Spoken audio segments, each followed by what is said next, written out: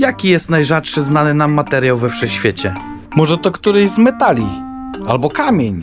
Nic z tych rzeczy. Najrzadszym materiałem we wszechświecie jest drewno. Bo do stworzenia drewna potrzebne jest życie. A z dostępnej nam wiedzy jesteśmy jedyną planetą, na której może powstać. Mamy coś, co jest unikatem na skalę wszechświata. Doceńmy to.